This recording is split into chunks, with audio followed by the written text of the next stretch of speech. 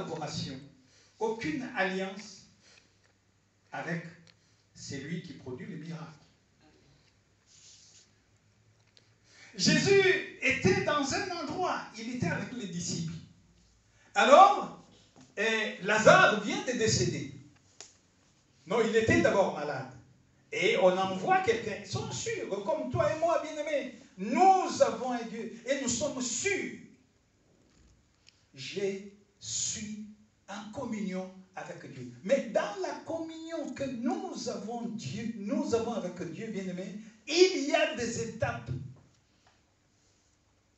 C'est pourquoi je signale, bien-aimés, on ne s'habitue pas avec l'onction. On ne peut pas s'habituer avec l'onction.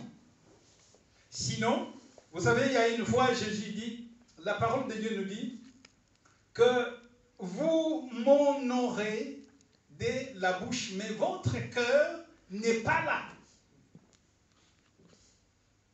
Entre autres, si on peut dire que il y a ce qu'on appelle le respect. Le respect que même un païen, même qui que ce soit, bien-aimé, qu'il soit de l'ennemi du diable ou je ne sais pas quoi, a ce respect-là. Mais ce que nous cherchons, c'est avoir, bien-aimé, à part ce respect, il y a quelque chose. Vous savez, une fois, je suis parti en Côte d'Ivoire avec mon pasteur, le pasteur Laurent. Nous arrivons en Côte d'Ivoire, on nous donne une chambre avec des lits séparés. Vous savez, j'étais tellement gêné. Je me suis dit, mais je sais qu'on parle avec lui, on partage avec lui, et surtout qu'on arrive dans un pays étranger, et voilà, on faisait tout ensemble. Mais à moi, j'étais tellement gêné, je ne voulais pas dormir dans la même chambre que lui. Je lui dis, je n'arrive pas à dormir avec toi. Alors, pourquoi je vous dis ça? Je vous dis ça, bien-aimés, vous savez, quand on habitue beaucoup avec Dieu, et on a vu beaucoup de gens qui étaient beaucoup habitués avec Dieu, et ça a été très compliqué dans leur vie. Malgré la dimension très élevée qu'ils avaient avec Dieu. Vous verrez que Moïse n'est pas arrivé à Canaan tout simplement parce que l'habitude, il était trop habitué de Dieu. Et il arrive à un moment, bien aimé, parce que, Dieu l'appelait son ami. Dieu lui parlait face à face. Il a vu comment Dieu a écarté Marie parce qu'ils étaient contre lui. Et tout ça, ça tournait dans sa tête. Alors, parce qu'il a été habitué avec Dieu, à un moment donné, Dieu lui dit, parle. Il change, il ne parle pas, il frappe. Alors, il y a un moment aussi, Dieu lui dit, ressemble tous les enfants d'Israël, parce que je veux donner à manger la viande. Moïse, il vient et dit, oh, mais, attends, mais toi aussi, avec plus de 600 000 hommes, comment tu vas faire pour faire manger ces gens? Vous voyez, l'habitude. L'habitude. Dieu lui dit, rassemble et tu verras. Tu verras si les gens ne vont pas manger. Et nous savons que les gens ont mangé, les cailles, et ce qui a coûté cher aussi au peuple. Il y a aussi Élie. Élie, après avoir fait une démonstration devant les prophètes de Baal, et voilà celui-ci qui fuit une femme païenne en plus et qui va demander à ce qu'il puisse être, il demande la mort. Vous voyez, C'est-à-dire, bien aimé, ici, cette famille, ils sont habitués. Quand Jésus venait, ils mangeaient ensemble. Un de vous, il disait, bon, Marthe, tu vas me faire, comment qui salahindek. Hein, c'est ça, hein? Fais-moi les salahindek, c'est-à-dire la morue. Fais-moi ça. Ah, il dit, ah, Marie, toi aussi. Peut-être il y a des moments où ils s'est taquinés. Il y a des moments où ils étaient en famille. Parce que, bien aimé, j'ai vu dans la Bible le verset le plus court qui dit Jésus pleure. Bien aimé, pour vous pleurer, c'est-à-dire que vous êtes habitué avec cette famille. Ils ne pouvaient pas manger ailleurs, mais chez Marie et Marthe et Lazare, ils venaient, ils mangeaient. Il n'y avait pas de problème. Parce qu'ils savaient, à part ça, c'était des amis. Mais ces rapprochements avec l'onction, ces rapprochements avec Dieu, ça peut nous coûter très cher. C'est pourquoi il faut faire attention. Même moi qui vous parle, nous qui parlons, tous ceux qui amènent la parole bien-aimée, il faut faire très, très, très attention. Quelqu'un peut dire, lui, lundi, il est à l'hôpital. Mercredi, il est à l'hôpital. Vendredi, il est à l'hôpital. Mais il y a des gens comme ça. Il peut faire 300 ans sur la terre. Il est vrai, je ne ferai pas 300 ans. Un m'a blandi. Mouchiba. Il y a des gens comme ça. La parole nous dit que l'apôtre Paul avait, comment on appelle le truc là? Il était bossu. Bossu. Hein, comme ça. Toi, tu regardes, tu dis, oh, yo, Kunki, toi avec Kunki là, qu'est-ce que tu vas faire? Ben, il est comme ça.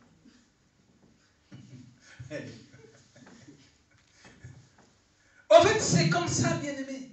Élie, dont on parle ici, il libère des bénédictions. Mais lui-même, on ne parle pas de sa femme, il n'a pas des enfants, il a faim. Mais chez une pauvre dame, qu'il va aller créer donc le miracle de manger. Et lui-même, il a faim. C'est ça le mystère de Dieu. Amen. C'est pourquoi nous devrions faire très attention, bien-aimés, de ne pas s'habituer avec l'onction de Dieu. Jésus dit aux disciples, eux aussi, ils avaient une part. Parce que vous avez tout ce qui s'est passé ici, Jésus le fait, non seulement pour Marthe et Marie, non seulement pour les Juifs qui étaient là, qui sont venus consoler Marie et Marthe, mais il le fait aussi pour les disciples. Ils viennent et ils lui disent, Seigneur, il est malade, comment Lazare, il est malade. Marie et Marthe étaient sûrs et certains aussi, Jésus va venir directement, comme toi et moi, bien-aimés. Nous savons que nous allons prier et Dieu va trouver la solution. Mais il y a des solutions, bien-aimés, qui prennent du temps. Il y a si ça prend le temps, tout simplement parce que Dieu sait pourquoi ça prend du temps. Amen. Ton urgence n'est pas la priorité de Dieu. Amen. C'est pas parce que urgent. Une fois, j'ai parlé avec quelqu'un qui me disait, mais Dieu ne voit pas. J'ai dit, oui, Dieu voit. Heureusement, il voit, c'est pourquoi il voit. Surtout quand il voit, ne t'inquiète pas. Amen. Alléluia. Amen. Surtout quand il voit, ne t'inquiète pas. Ici, il dit, bon, Seigneur, pardon. Jésus, au lieu de venir, quelqu'un qui est malade, et lui, il ne vient pas. Il attend. Il dit non, on attend un peu. Oh. Je suis sûr qu'au milieu d'eux, il y en a qui se disaient, mais, vous savez, cet homme, il est un peu bizarre. Hein? Est-ce qu'il est normal? On ne comprend pas. Jésus dit, notre ami Lazare n'est pas... Qu'est-ce qu'il dit? Aide-moi là.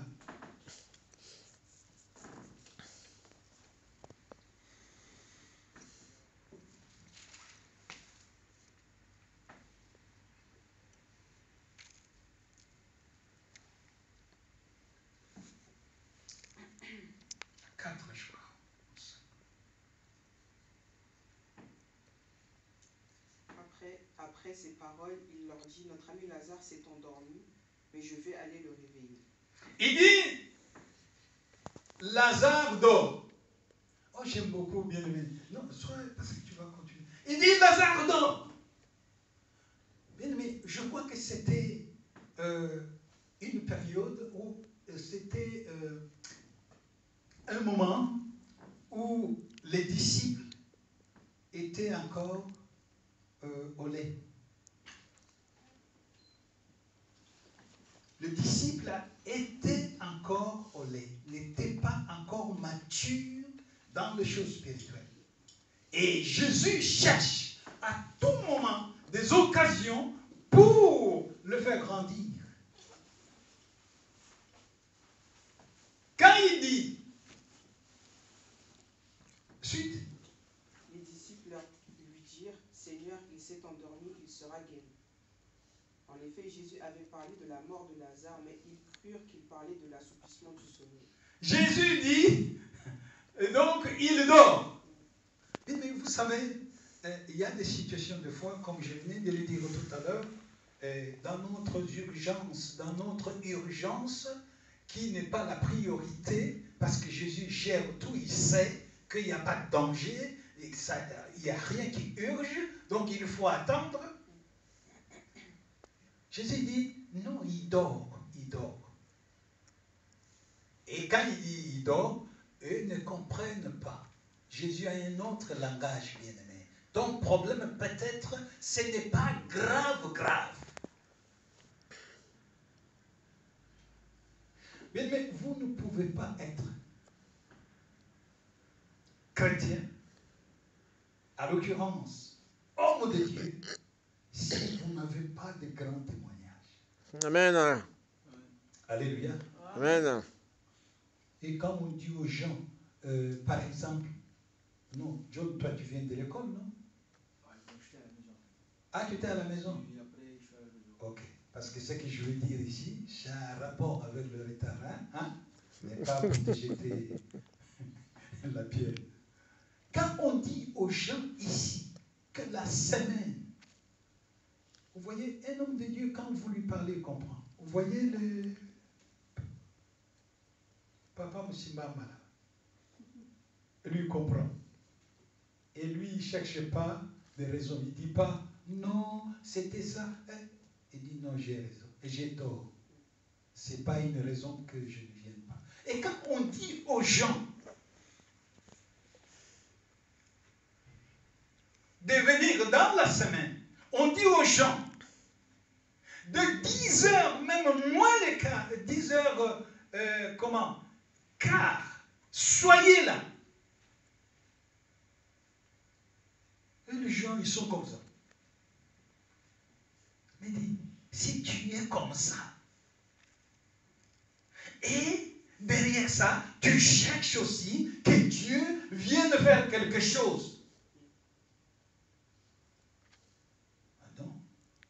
Ah non. Tu n'as aucun témoignage qui montre que tu... L'apôtre Paul, il dit, bien-aimé, il le dit très clairement. Il dit, vous voulez que je vous montre les cicatrices. Que je vous montre les signes. C'est-à-dire, là, on l'a tapé pour Jésus. Toi, on ne t'a jamais tapé pour Jésus. Tu n'as jamais. Et non, tu vas rester aussi un chrétien normal. C'est-à-dire, un chrétien normal. Il n'y a pas de mystère. Tu n'es pas mystique. Un chrétien doit être mystique. Bien, mais vous savez, aujourd'hui, j'ai rêvé. Je n'ai même pas dit à Maman Victoire. Je rêve, après la prière, je n'ai pas dormi. Je vois quelqu'un qui vient qui me gifle. Yes. Ah, je me suis fâché. Bon, il était grand, très fort. Alors, il y a une idée qui vient. Dans le rêve, hein. Je viens, je dis, je veux te taper. Je te dis, n'essaye pas de me taper encore. N'essaye pas. Parce que là, en fait, la personne qui était grande comme ça, il me regarde. En fait, il commence à douter. Mais au-dedans de moi, je savais que ici, s'il s'approche, Béba.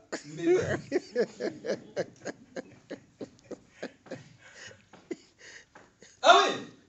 Donc, je me suis dit, dans le rêve, j'ai dit, ici, il ne faut pas lui montrer que j'ai peur, mais je veux lui dire quelque chose. Je lui dis, je veux te taper d'une façon. Et tu vas regretter toute ta vie. Amen. Mais quand je me suis réveillé, je me suis dit, ah, mais il m'a tapé quand même. Mais moi, je vais lui taper par la prière. Amen. Amen. Les disciples bien-aimés ne comprennent pas. Parce qu'ils sont encore... Mais quand vous avez une église, les gens qui sont au niveau de ma main, c'est-à-dire ils boivent du lait, ah, vous aurez toujours des problèmes comme ça. Ah oui. Venez à l'heure, ils ne viennent pas à l'heure. Venez dans la semaine, ils ne veulent pas venir dans la semaine.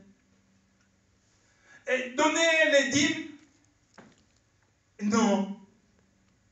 Mais si on ne donne pas la dîme, comment on va payer ici? Il suffit qu'on soit 10 seulement. Chacun y donne 100 euros, 100 euros. Pas dire parce que le SMIC c'est combien? Vous qui connaissez. 1500 et quelques. Hein? 1500 et quelques, non, le SMIC. Tu parles du net ou du brut? En net, c'est 1200 net. Hein. Ah Mais ouais, moi, je parle ouais. en brut, c'est le brut Tu qui a vois, 1500 et quelques, c'est ça? c'est les gens qui Ouais. touchent SMIC. SMIC aménagé. Ah, mais ça, c'est même pas aménagé. Ça, c'est SMIC doublé. Waouh! Il y en a qui touchent même 900 euros. 800 euros. SMIC, leur SMIC, c'est ça. Si on est à 10, on peut arriver même à 1000 euros. Si nous voulons parler de SMIC réduit. Pas aménagé, même réduit. Et vous voyez les gens qui viennent, et ils viennent très contents aussi. Oh là là là là là là. Moi, honte à la place. La honte.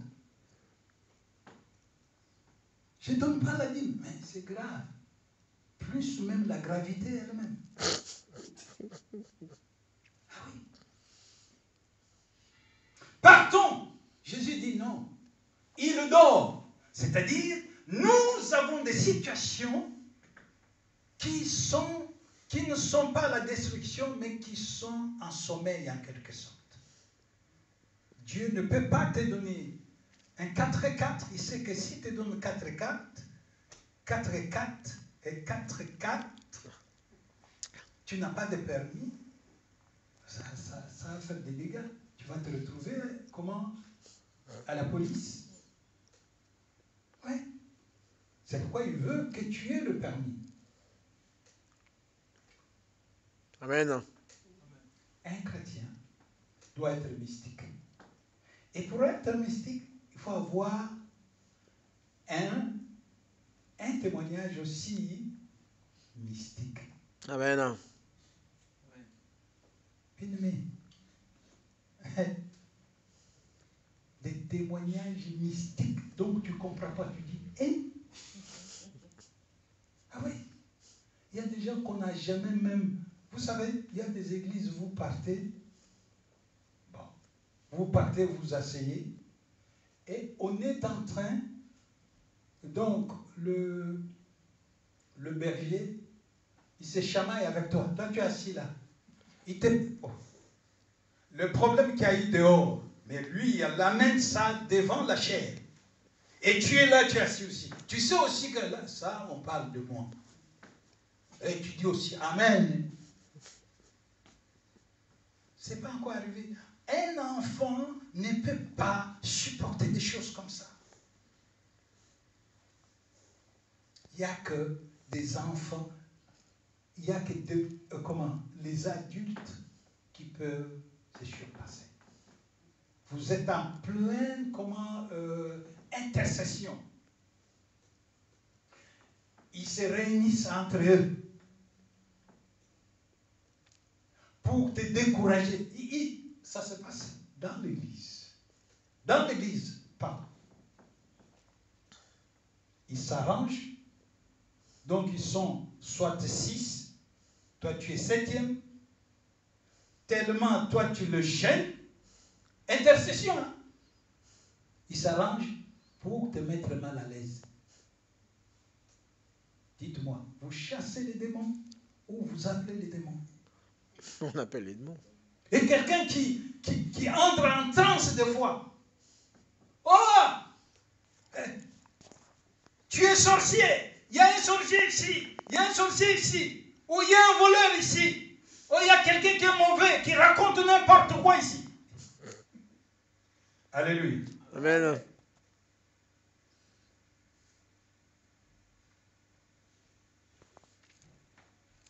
Bien-aimé, reste là, écoute ce qu'ils disent et continue à prier encore avec ces groupes si tu pourras. C'est pourquoi je vous dis ces choses-là, ce ne sont pas des contes ou des témoignages qui viennent de la Russie ou de l'Ukraine. Non. C'est des choses que les gens ont vécues. Amen. Amen. Voyez? Jésus leur dit alors ouvertement, Lazare est mort. Jésus est obligé de leur dire la vérité. Il y a des gens, tu ne peux pas lui parler en code. Non, tu ne peux pas lui parler en code. Surtout s'il il n'est pas encore mûr. Il ne va pas comprendre. Jésus dit, il faut avoir un langage direct. Non, Lazare est mort. Et à cause de vous, afin que vous croyiez, je me réjouis de ce que je n'étais pas là. Vous voyez ce que je venais de dire tout à l'heure. Jésus dit à cause de vous. Parce que si j'étais là, j'allais poser la main, donc la maladie allait partir. C'est ça, hein? La maladie allait partir. Mais heureusement, je n'étais pas là. C'est bon comme ça. Et vous allez voir maintenant. Parce que bien aimé, là-dedans, il y avait des gens un peu bizarres des fois. L'homme comme Thomas. Et là-dessus, Thomas, appelé Didyme, dit aux autres disciples, allons-y, nous aussi, afin de mourir avec lui. Vous voyez, il y a des gens comme ça. Thomas, il dit, sûrement, est-ce que qui comprend ce qu'il veut dire par là? Qui comprend? Quel sens? Thomas, quand il dit, allons avec lui, nous aussi, on va aller mourir là-bas. Qu'est-ce qu'il veut? Qu'est-ce qui se passe dans sa tête? Hein? En fait, il prend Jésus au mot. Quand il se dit Jésus dit, allons vers lui, allons vers Lazare. Il se dit, on va aller se morfondre avec Marie et Marthe et l'enterrer aussi. On va nous taper. Attends, quelqu'un qui était malade, tu n'es pas venu. Maintenant, quelqu'un est mort, tu viens pour. C'est ce qu'il veut dire aussi. Hein? Allons? Oui, allons, parce que vous savez, allons. Vous savez, en Afrique, souvent, quand il y a un décès, quelqu'un, surtout un jeune, mais vous savez, des fois, on peut taxer soit un oncle ou grand-père ou grand-mère, on le tape, on dit que c'est toi sorcier. Oui.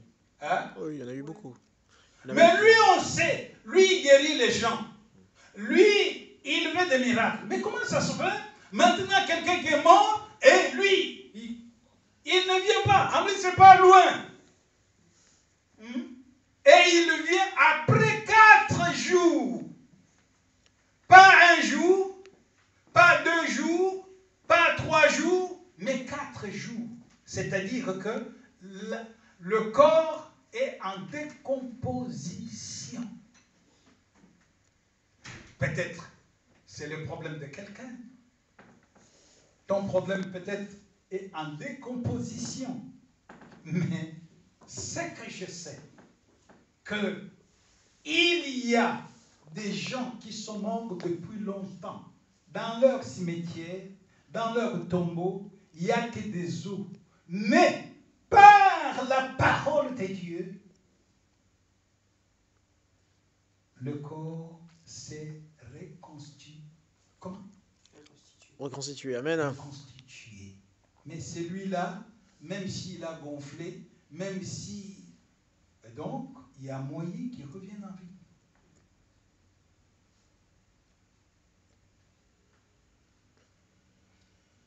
Thomas dit, allons, on suis sûr ils vont nous taper. Les enfants du quartier là, moi je connais ces quartiers, c'est chaud. Ils savent ce qu'on fait. Il était malade, il ne veut pas qu'on parte.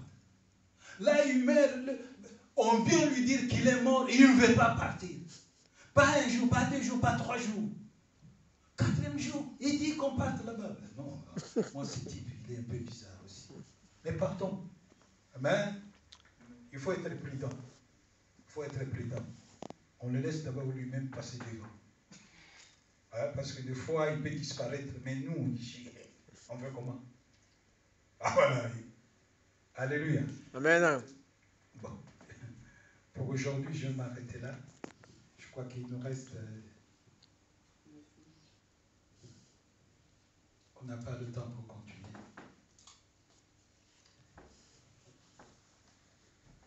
Nous allons nous lever, nous allons prier.